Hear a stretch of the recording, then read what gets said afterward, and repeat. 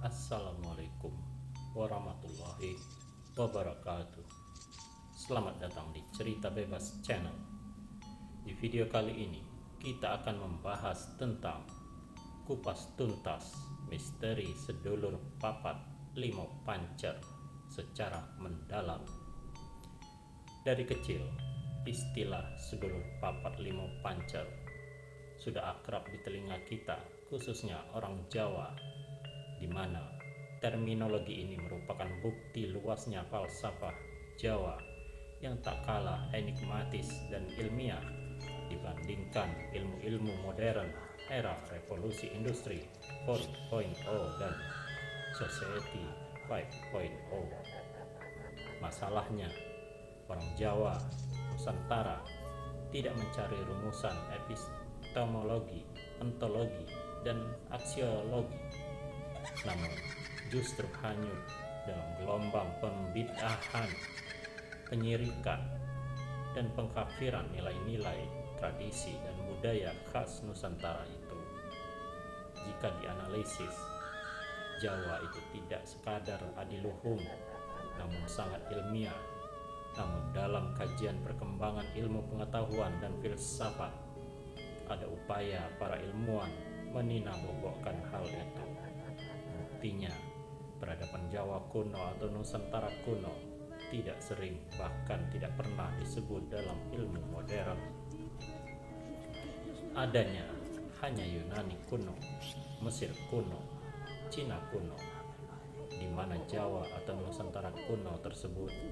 Hal itu diperkuat saat saya dan teman-teman akademisi meneliti Kidung Wahyu Kolosebo karya Kanjeng Sunan Kalijaga. Belum saya temukan rujukan asli, valid, dan secara kualitas mampu menerjemahkan mahakarya Raden Mas Said tersebut. Padahal Kidung Wahyu Kolosebo ini sangat luar biasa yang sekarang justru menjadi komoditas pentas dangdut.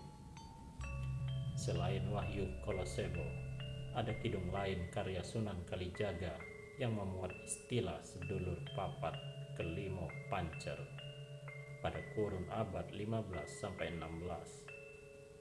Dalam suluk Kidung Kawedar, Kidung Sarira Ayu, pada bait 41 dan 42 tertulis sedulur papat kelimo pancer yang bunyinya, anak kidung akadang premati among tuwuh ing kuasa nira nganakaken saciptani kakang kawah puniku kang rumeksa ing awak mami aneka kaken sedia pan kuasanipun adi ari-ari ika kang mayungi ing laku kuasaneki anekaken pangarah onang getih ing rahina wengi angro-wangi Allah kang kuasa anda dekaken karsane puser kuasanipun nguyu-uyu sambawa mami nuruti ing paneda kuasanireku jangkep kadang ingsun papat kalimane pancer wus dadi sawiji nunggal sawu judi wa. Dalam lisanul Jawi atau lisan orang Jawa, secara leksikal dapat diartikan ke dalam beberapa poin. Pertama, ada nyanyian tentang saudara kita yang merawat dengan hati-hati, memelihara berdasarkan kekuasaannya. Apa yang dicipta terwujud. Ketuban itu menjaga badan saya, menyampaikan kehendak dengan kuasanya. Adik ari-ari tersebut memayungi perilaku berdasar arahannya. Darah siang malam membantu Allah yang kuasa mewujudkan kehendaknya. Pusar kekuasaannya memberi perhatian dengan kesungguhan untuk saya, memenuhi permintaan perkataan saya, maka lengkaplah 4 saudara itu. Kelimanya sebagai pusat sudah jadi satu, manunggal dalam perwujudan saya saat ini. Dus, apakah ini syirik? Sangat konyol jika kita tak berbasis riset. Kita membid'ahkan kidung ini. Epistemologi sedulur papat. Secara bahasa, ada yang menyebut kiblat papat 5 pancer, sedulur papat 5 pancer, kakang kawah adira ari-ari. Pemaknaan istilah ini tidak bisa sembarangan karena sangat enigmatis dan penuh misteri. Bahkan banyak kaum intelektual hanya menyebut sebagai mitos. Apakah demikian? Jelas tidak. Adi 2018 menerjemahkan secara ilmiah ke dalam beberapa bagian. Pertama, kakang kawah atau air ketuban. Kedua, adi, ari-ari atau ari-ari. Ketiga, getih atau darah. Keempat, pusar atau pusar. Kelima, pancer, yang berarti kita sendiri sebagai pusat kehidupan ketika dilahirkan. Ketika sang jabang bayi lahir ke dunia melalui rahim ibu, maka semua unsur-unsur itu keluar dari rahim ibu dengan izin Tuhan. Unsur ini menjaga manusia yang ada di bumi saat dilahirkan. Orang Jawa di dalam doa sering menyebut untuk mendoakan penjaga yang tidak tampak ini, atau kakang kawah, adi ari-ari, getih dan pusar. Sedulur papat juga dimaknai 4 makhluk gaib yang tidak kasat mata atau metafisik. Mereka merupakan saudara yang setia menemani hidup manusia, mulai dilahirkan di dunia hingga nanti meninggal dunia menuju alam kelanggengan.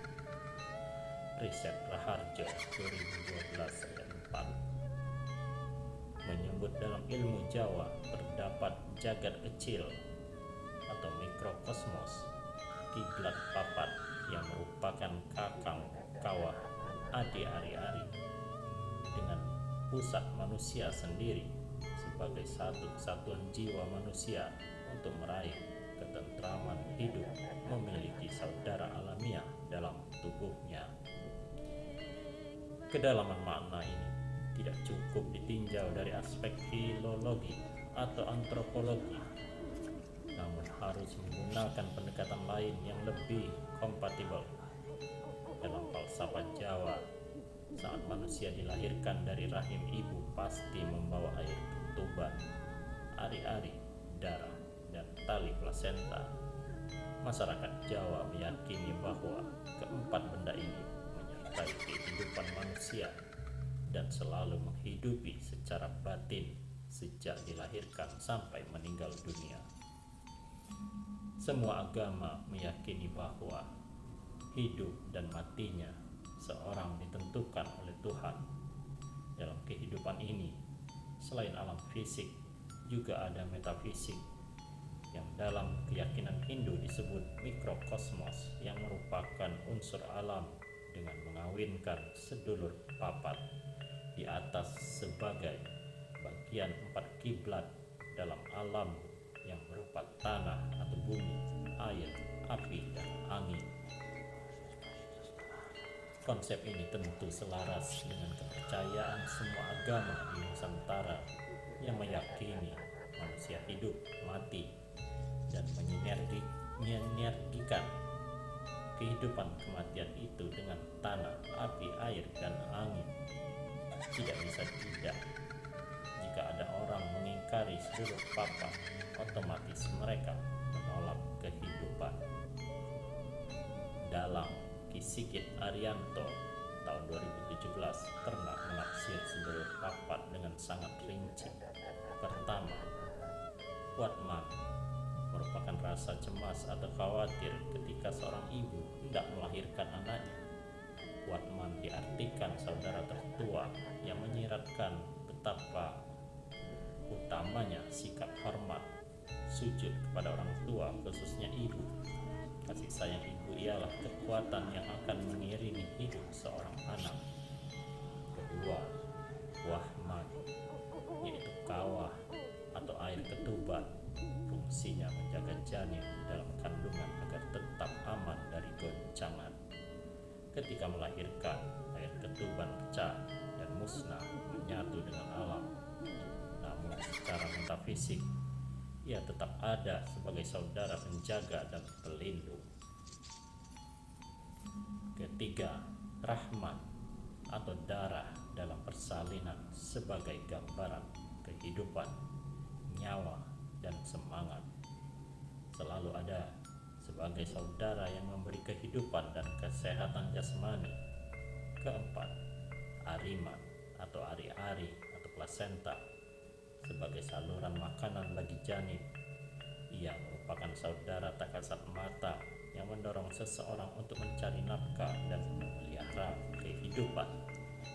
Kelima,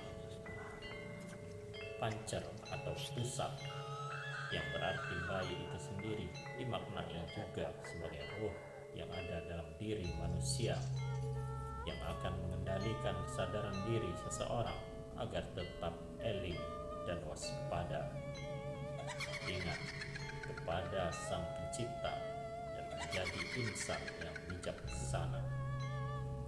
Dalam risetnya, Dewi 2017 halaman 4 juga menemukan keempat saudaranya Watman, Wahman, Rahman, dan Ariman itu merupakan saudara manusia yang menemani secara metafisik. Sedulur papat menjadi potensi atau energi aktif dan pancer sebagai pengendali kesadaran. Mereka adalah saudara penolong dalam mengarungi kehidupan hingga seseorang kembali lagi pada Sang Pencipta. Artinya, tanpa mengenal sedulur papat, kita sendiri akan susah menuju Tuhan. Bukan misteri. Dari epistemologi di atas sudah jelas dan ilmiah, manusia mau beragama atau ateis akan berteman dengan sedulur papat atau kiblat papat, sebab sedulur papat inilah yang akan memandu manusia menuju Tuhannya. Orang Jawa sendiri menjadi sedulur papat lima pancer sebagai jimat, pakem, aturan, atau pedoman dalam berbagai kehidupan. Apa wujudnya? Salah satunya filosofi kiblat papat lima pancer yang diartikan sebagai empat arah mata angin, yaitu timur, selatan, barat, dan utara, sedangkan lima pancer yaitu tengah. Bahkan orang Jawa sendiri memasukkan itu ke dalam nama-nama hari atau pasaran yang menjadi penentu jodoh, rezeki, dan nyawa manusia. Wujudnya berupa konsep hari seperti pasaran, legi atau timur, pahing, selatan, pon, barat, wage, barat, dan kliwon, tengah atau pusat. Misalnya, dalam menanam jagung, ketika tidak mengindahkan konsep ini, bisa jadi mereka puso alias gagal panen.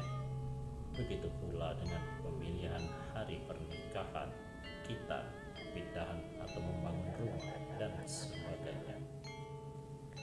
Apakah hanya itu? Ternyata tidak. Kontekstualisasi sedulur papat juga menjelma dalam elemen dasar dalam kehidupan manusia seperti cipta, rasa, karsa, dan karya. Tanpa keempat hal ini, bisa jadi manusia hidup namun mati. Artinya, sangat konyol ketika manusia hidup tanpa atau namun tidak memiliki cipta, rasa, karya, dan karsa. Islam sendiri sudah mengonsep hal itu dengan real ke dalam bab nafsu, tasawuf, dan kondisi hati manusia dalam surat Al-Qiyamah, surat 75 ayat 1 dan 2. Dari ayat itu, Winardi tahun 2017 menganalisis manusia memiliki 4 unsur paling dasar, yaitu lawamah, supia, amarah, dan mutmainah. Lawamah ini diartikan selemah apapun manusia, pasti di dalam jiwanya terdapat sifat kejam dan berani membunuh. Jika diilmiahkan, sifat ini menjadi pertanda setiap manusia hidup membutuhkan tanah sebagai salah satu sumber hidup, atau dalam tubuh manusia pasti mengandung zat tanah. Lambang warna dari sifat al-luamah yakni hitam. Supia mengandung arti yaitu sebagai sahabat hidup manusia yang selalu menginginkan harta benda dalam kemegahan serta kemewahan dunia. Lambang warna dari sifat supia yaitu kuning. Amarah yaitu sifat selalu mengajak dan menginginkan hal berbau atau dalam ranah politik. Kecerdasan akan tetapi lebih cenderung dalam kesombongan. Lambang warna dari sifat ini merah. Mutmainah yaitu sifat cenderung mengajak dalam nafsu ketuhanan, beribadah kepada Tuhan. Lambang warna dari mutmainah yaitu putih. Dari keempat jenis ini, tidak mungkin manusia hanya memiliki satu saja karena sudah digariskan dalam kehidupan. Namun di antara keempat itu manusia harus dapat menyinergikan, memilah dan memilih mana yang potensi, benar atau salah, baik atau buruk, indah atau jelek, untuk menggapai kehidupan bahagia dan pada akhirnya mengantarkan manusia kepada Tuhannya. Tanpa sedulur papat lima pancer, bisa jadi manusia tidak tahu dirinya. Bahkan filsuf Martin Buber 1878 sampai 1965 jauh-jauh hari menggagas konsep diri dalam kehidupan dengan tujuan agar manusia menjadi dirinya sendiri, meskipun dalam dirinya ada diri-diri yang lain. Dari diri-diri yang lain itu, manusia harus dapat menggapai jati diri, hakikat diri, dan harga diri agar tidak membelah diri. Sedangkan konsep diri perspektif Ibnu Miskawai 1994 halaman 43 sampai 44, manusia memiliki 3 bagian yaitu al-quwah, al-natika atau fakultas berpikir, al-quwah al-gadabiyah fakultas marah, dan al-quwah al-sahwiyah fakultas nafsu syahwat. Sedangkan Imam Al-Ghazali 1960 ayat 291 membuat epistem fakultas berpikir dengan al-nafs al-insaniyah atau jiwa sebagai esensi manusia, fakultas amarah dengan istilah al-nafs al-hayawaniyah, dan fakultas nafsu syahwat dengan istilah al-nafs al-hayawaniyah. Diri manusia menurut dua filsuf ini memiliki keutamaan dengan beberapa syarat. Miskawai dan Al-Ghazali mengemukakan ada 4 keutamaan tertinggi bagi manusia, mulai dari al-hikmah sebagai keutamaan akal, al-saja'ah keutamaan daya, al-gadab al-ifah sebagai keutamaan daya, al-sahwah dan al-adalah sebagai keseimbangan daya itu. Keutamaan-keutamaan inilah yang harusnya digali, karena manusia selain badan juga memiliki akal, nafsu, syahwat, dan hati.